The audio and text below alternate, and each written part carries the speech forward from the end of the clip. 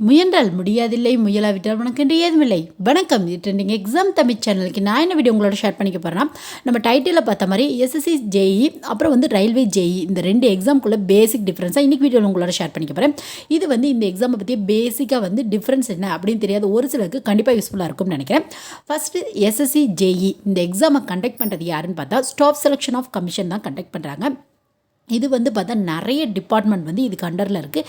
இந்த டிபார்ட்மெண்ட்டில் ஜேஇ அதாவது ஜூனியர் இன்ஜினியருக்கு ஆகிறதுக்கான ஒரு வேக்கன்சினே வந்து சொல்லலாம், ஒரு எக்ஸாம்னே வந்து சொல்லலாம்.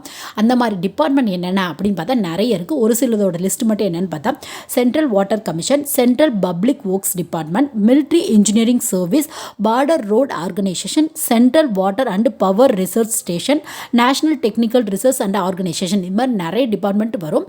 இதில் வந்து என்ன மாதிரியான போஸ்டிங் ஃபில் பண்ணுறாங்க அப்படின்னு பார்த்தா எஸ்எஸ்சி ஜேஇ பொறுத்தவரையும் junior engineer in civil electrical mechanical இது மாதிரியான டிபார்ட்மெண்ட்டுக்கு ஃபில் பண்ணுறாங்க. அது மட்டும் இல்லாமல் வேறு என்ன போஸ்டிங் இது அண்டரில் வரும் அப்படின்னு பார்த்தோம்னா குவான்டிட்டி சர்வேயிங் அண்டு கான்ட்ராக்ட்ஸ் இந்த மாதிரியான போஸ்டிங்லாம் இது அண்டரில் வந்து வருது.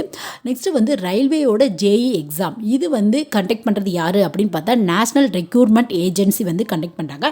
இது முழுக்க ரயில்வே டிபார்ட்மெண்ட்டில் ஜேஇ ஆகிறதுக்கான ஒரு எக்ஸாம்னே வந்து சொல்கிறாங்க. அப்புறம் வந்து பார்த்தா இதுக்கு கீழே நிறைய வந்து போஸ்டிங் வந்து வருது. அந்த மாதிரியான போஸ்டிங் என்னென்ன அப்படின்னு பார்த்தோம்னா ஜூனியர் இன்ஜினியருக்கான வேகன்சி, ஜூனியர் இன்ஜினியர் இன் ஐடிக்கான வேகன்சி, அது மட்டும் இல்லாமல் வந்து பார்த்தா கெமிக்கல் அண்ட் மெட்டலாஜிக்கல் அசிஸ்டன்ட் அதாவது சிஎம்ஏ இந்த posting vacancy, depot material superintendent இதுக்கான வேகன்சி, டிஎம்எஸ் இதுக்கான வேகன்சி, இது மாதிரியான வேகன்சிலாம் வந்து ரயில்வே ஜேஇ கீழே வந்து ஃபில் பண்ணுறாங்க. நெக்ஸ்ட் வந்து குவாலிஃபிகேஷன் அதை பொறுத்தவரையும் பார்த்தோம்னா எஸ்எஸ்சி ஜேஇ பொறுத்தவரையும் பார்த்தோம்னா நிறைய டிபார்ட்மெண்ட் இருக்குது நம்மளுக்கு இது அண்டரில். இந்த டிபார்ட்மெண்ட்டில் வந்து பார்த்தா ஒவ்வொரு மாதிரி வந்து வேகன்சி கேட்குறாங்க. இப்போ வந்து சென்ட்ரல் வாட்டர் கமிஷன் இதில் வந்து பார்த்தா சிவில் இந்த மாதிரி முடித்தவங்களை வந்து கேட்குறாங்க. இதில் வந்து டிப்ளமோ ஹோல்டர், டிகிரி ஹோல்டர், இது வந்து அனௌன்ஸ்மெண்ட் வந்ததுக்கப்புறம் தான் என்னென்ன டிபார்ட்மெண்ட் என்னென்ன வேகன்சி வந்து நம்ம சொல்ல முடியும். பேசிக்காக என்ன குவாலிஃபிகேஷன் வேணும்னு பார்த்தா எய்தர் டிப்ளமோ இல்லைனா டிகிரி இன்ஜினியரிங் ரிலேட்டாக நீங்கள் முடிச்சிருக்கணும். இதில் ஒரு சில வேகன்சிக்கு வந்து பார்த்தா எக்ஸ்பீரியன்ஸ் கூட கேட்பாங்க, 1 to 3 years எக்ஸ்பீரியன்ஸ் கூட கேட்பாங்க. ஸோ வந்து அந்த மாதிரி தான் வந்து டிப்ளமோ இல்லைனா டிகிரி ஹோல்டர்ஸ் தான் வந்து இதுக்கு இன்ஜினியரிங் ரிலேட்டாக முடிச்சிருக்கணும். இதான் வந்து பேசிக் குவாலிஃபிகேஷன். நெக்ஸ்ட்டு வந்து ரயில்வேல கண்டக்ட் பண்ணுற ஜேஇ ஜேஇக்கான வேக்கன்சியோட குவாலிஃபிகேஷன் என்ன அப்படின்னு பார்த்தோம்னா இதுக்கு வந்து ஜேஇ எக்ஸாம் அதாவது ஜூனியர் இன்ஜினியர் இதுக்கான குவாலிஃபிகேஷன் என்னன்னு பார்த்தா நீங்கள் டிப்ளமோ ஹோல்டராக இருக்கணும். எதில் வந்து பார்த்தா சிவில் மெக்கு, ப்ரொடக்ஷன் ரிலேட்டாக, ஆட்டோமொபைல் ரிலேட்டாக, எலக்ட்ரிக்கல் ரிலேட்டாக, எலக்ட்ரானிக்ஸ் ரிலேட்டாக, டூல் அண்ட் டை ரிலேட்டாக, கம்ப்யூட்டர் சயின்ஸ் ரிலேட்டாக, இல்லைனா கம்ப்யூட்டர் இன்ஜினியரிங் ரிலேட்டாக, அப்படி இல்லைனா பிஎஸ்சி இன் சிவில் இன்ஜினியரிங் ரிலேட்டாக நீங்கள் வந்து முடிச்சிருக்கலாம். இதுவே வந்து ஐடி அதாவது ஜூனியர் இன்ஜினியர் ஐடி இதுக்கான வேக்கன்சிக்கு வந்து என்ன குவாலிஃபிகேஷன் வேணும் அப்படின்னு பார்த்தோம்னா நீங்கள் வந்து பார்த்தோம்னா பிடெக் வந்து பார்த்தோம்னா ஐடியில் இல்லைனா சிஎஸ்சில் வந்து முடிச்சிருக்கலாம். இல்லைன்னா வந்து ப்ளஸ் வந்து பிஜிடிசிஏ கோர்ஸ் வந்து கம்ப்யூட்டர் ரிலேட்டடான கோர்சஸ் படிச்சிருக்கணும். இதெல்லாம் 6 months கோர்ஸ், இதெல்லாம் வந்து நிறைய கம்ப்யூட்டர் சென்டர்ஸ்லேயே வந்து கண்டக்ட் பண்ணுவாங்க. இது மாதிரியான கோர்ஸ் முடிச்சு சர்டிஃபிகேட்ஸ் வச்சுருக்கணும்.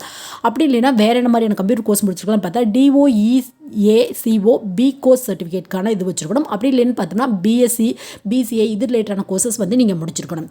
நெக்ஸ்ட் வந்து பார்த்தா சிஎம்ஏ இந்த போஸ்டிங்க்கு வந்து பார்த்தா பிஎஸ்சி ஃபிசிக்ஸ் இல்லைனா கெமிஸ்ட்ரி இது ரிலேட்டடாக ப்ளஸ் 55% நீங்கள் வந்து பாஸ் பண்ணியிருக்கணும். இதுதான் வந்து பேசிக் குவாலிஃபிகேஷன் ரயில்வே ரெக்ரூட்மெண்ட்டில் கண்டக்ட் பண்ணுற ஜேஇ எக்ஸாம் பொறுத்தவரையும். நெக்ஸ்ட் ஏஜ் லிமிட் பொறுத்தவரையும் பார்த்தோம்னா ரயில்வேல கண்டக்ட் பண்ணுற ஜேஇ பொறுத்தவரையும் பேசிக்காக வந்து ஏஜ் லிமிட் வந்து பார்த்தா மினிமம் 18 ஸ்டார்ட் ஆகுது. இதுவே எஸ்எஸ்சியில் கண்டக்ட் பண்ணுற ஜேஇ பொறுத்தவரையும் மினிமம் ஏஜ் லிமிட் வந்து பார்த்தோம்னா உங்களுக்கு 25 வந்து ஸ்டார்ட் ஆகுது. ஸோ இதோட மேக்ஸிமம் லிமிட் வந்து பார்த்தோம்னா ரெண்டுக்குமே வேரி ஆகும். அது மட்டும் இல்லாமல் உங்கள் கேட்டகரி பேஸில் SC ST person with disability இந்த மாதிரி இருந்தீங்கன்னா உங்களோட வந்து கேட்டகரி பேஸில் வந்து உங்களுக்கு வந்து ஏஜ் வந்து ரிலாக்ஸேஷன் கிடைக்கிறதுக்கான வாய்ப்புகள் நிறைய இருக்குது. நம்பர் ஆஃப் கேண்டிடேட்ஸ் வந்து எவ்வளோ வேக்கன்சி வந்து ஃபில் பண்ணுறாங்க அப்படின்னு பார்த்தோம்னா எஸ்எஸ்சி ஜேஇ பொறுத்தவரையும் 2020 வந்து 1600 வேக்கன்சி வந்து கால்ஃபர் பண்ணியிருக்காங்க. ரயில்வே ரெக்ரூட்மெண்ட் போர்டில் கண்டக்ட் பண்ணுற ஜேஇ எக்ஸாம் பொறுத்தவரையும் ஜூனியர் இன்ஜினியர் எக்ஸாம் பொறுத்தவரையும் உங்களுக்கு வந்து 15,000க்கு மேலே வந்து வேக்கன்சி வந்து ஃபில் பண்ணுறாங்க. ஸோ உங்களோட குவாலிஃபிகேஷன் பேஸில் வந்து நீங்கள் வந்து அப்ளை பண்ணிக்கலாம். நெக்ஸ்ட் வந்து ஜாப் எப்படி இருக்கும் அப்படின்னு பார்த்தா எஸ்எஸ்சியோட ஜேஇ பொறுத்தவரையும் முழுக்க உங்களுக்கு வந்து ஆஃபீஸ் ஒர்க் தான் இருக்கும். ஆஃபீஸ்லேயே வந்து நீங்கள் ஒர்க் பண்ணுற மாதிரி இருக்கும். இதுவே வந்து பார்த்தோம்னா ரயில்வே ரெக்ரூட்மெண்ட் போர்டில் கண்டக்ட் பண்ணுற ஜூனியர் இன்ஜினியருக்கான வேகன்சி வந்து பார்த்தா ஃபீல்டு ஒர்க் வந்து உங்களுக்கு நிறைய இருக்கும். வெளியில் போய் ஒர்க் பண்ணுற மாதிரி உங்களுக்கு நிறைய இருக்கும். நெக்ஸ்ட்டு வந்து பார்த்தோம்னா அலோவன்ஸ் பொறுத்தவரையும் பார்த்தோம்னா அதாவது என்ன எக்ஸ்ட்ரா தர்றாங்க அப்படின்னு பார்த்தோம்னா எஸ்எஸ்சி ஜேஇ பொறுத்தவரையும் பார்த்தோம்னா உங்களுக்கு வந்து இயர்லி ஒன்ஸ் வந்து ஸ்பெண்டிங் வெக்கேஷன், அதாவது இந்தியா ஃபுல்லாக எங்கேயாவது நீங்கள் ஒரு வெக்கேஷன் போய்க்கலாம், அந்த மாதிரி ரிலாக்ஸேஷன் வந்து தர்றாங்க. நெக்ஸ்ட்டு வந்து பார்த்தோம்னா ரயில்வே ரெக்ரூட்மெண்ட் பொறுத்தவரையும் உங்களுக்கு ஃபஸ்ட்டு கிளாஸ் ஏசி டிக்கெட் வந்து ஃப்ரீ பாஸ் மாதிரி கொடுத்துர்லாங்க, நீங்கள் எங்கே வேணாலும் போய்க்கலாம் அந்த மாதிரி.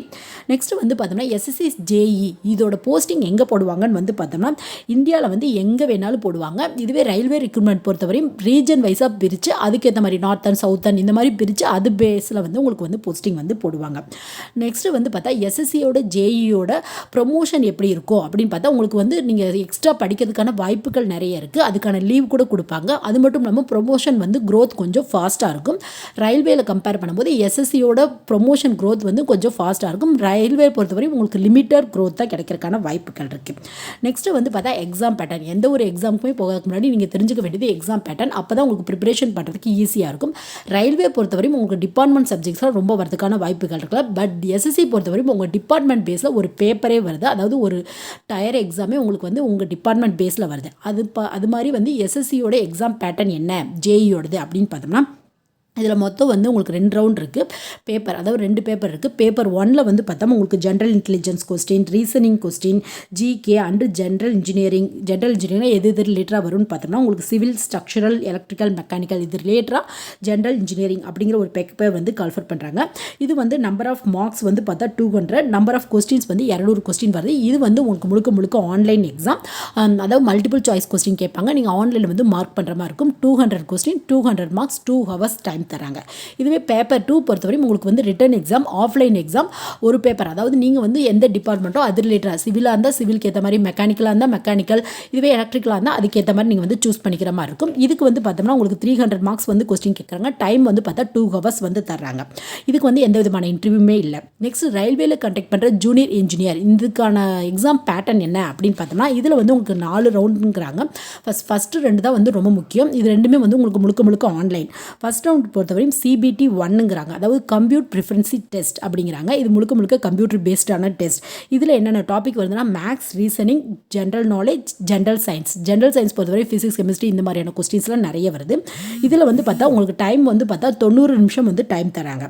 CBT 2 அதாவது கம்ப்யூட்டர் ப்ரிஃபரன்சி டெஸ்ட் 2ல் வந்து பார்த்தா உங்களுக்கு ஜென்ரல் அவேர்னஸ் ரிலேட்டான கொஸ்டின், ஃபிசிக்ஸ் கெமிஸ்ட்ரி ரிலேட்டான கொஸ்டின், பேசிக்ஸ் ஆஃப் கம்ப்யூட்டர் ரிலேட்டான கொஸ்டின், நெக்ஸ்ட் வந்து என்விரான்மெண்டல் ரிலேட்டான கொஸ்டின்ஸ், டெக்னிக்கல் ரிலேட்டான கொஸ்டின் கேட்கறதுக்கான வாய்ப்புகள் இருக்குது. இதில் வந்து பார்த்தோம்னா 120 நிமிஷம் டைம் தராங்க, கிட்டத்தட்ட 2 மணி நேரம் டைம் தராங்க உங்களுக்கு.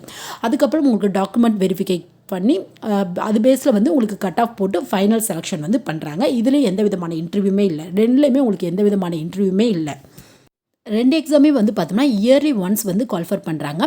நெக்ஸ்ட்டு வந்து எந்த ஒரு ஜாப்ஸ் பற்றியுமே தெரிஞ்சுக்கிறதுக்கு முன்னாடி நம்ம இதோட பற்றி சேலரியை பற்றி தான் முதல்ல தெரிஞ்சுக்கோ. ஸோ அது மாதிரி ரெண்டோத்தோட சேலரி எப்படி இருக்குன்னு பார்த்தோம்னா எஸ்எஸ்சியோட சேலரி ரயில்வேவோட உங்களுக்கு கொஞ்சம் ஹையாக இருக்கும். ஸோ அது மாதிரி எஸ்எஸ்சி ஜேஇயோட சேலரி என்ன அப்படின்னு பார்த்தோம்னா பே ஸ்கேல் பார்த்தோம்னா 35,400லேருந்து 1,12,400 வரையும் கிடைக்குது. அது மட்டும் இல்லாமல் உங்களுக்கு அலவன்ஸும் கிடைக்குது. ரயில்வே ரெக்ரூட்மெண்ட் போர்டில் கண்டக்ட் பண்ணுற ஜேஇ எக்ஸாம் பொறுத்தவரையும் உங்களுக்கு வந்து கிளாஸ் ஏ, கிளாஸ் பி, கிளாஸ் சி இந்த மாதிரி வந்து சிட்டி பேஸில் வந்து பிரிக்கிறாங்க. ஸோ பேசிக்காக பே ஸ்கேல் எவ்வளோ வந்து ஸ்டார்ட் ஆகுதுன்னு பார்த்தா 13,500 36,425 வரையும் அமையுது. ப்ளஸ் அலவன்ஸும் கிடைக்கிறதுக்கான வாய்ப்புகள் இருக்குது. ஸோ 2 எக்ஸாமோட டஃப் வந்து பார்த்தோம்னா ரயில்வே விட உங்களுக்கு எஸ்எஸ்சி கொஞ்சம் டஃப்பாக தான் இருக்கும். பட் ரெண்டுமே பெஸ்ட்டான ஒரு சென்ட்ரல் கவர்மெண்ட் ஜாப்னே வந்து சொல்லலாம். நீங்கள் ஹார்ட் ஒர்க் போட்டு டெடிக்கேஷனோடு உழைச்சிங்கன்னா கண்டிப்பாக இந்த 2 ஜாப்லையுமே வந்து அச்சீவ் பண்ண முடியும். இந்த வீடியோ ஆர்ஆர்பி ஜேஇக்கும் எஸ்எஸ்சி ஜேஇக்கும் உள்ள டிஃப்ரென்ஸை பற்றி நிறைய பேர் தெரிஞ்சுக்க யூஸ்ஃபுல்லாக இருந்திருக்கும்னு நினைக்கிறேன். Anyway, thanks for watching.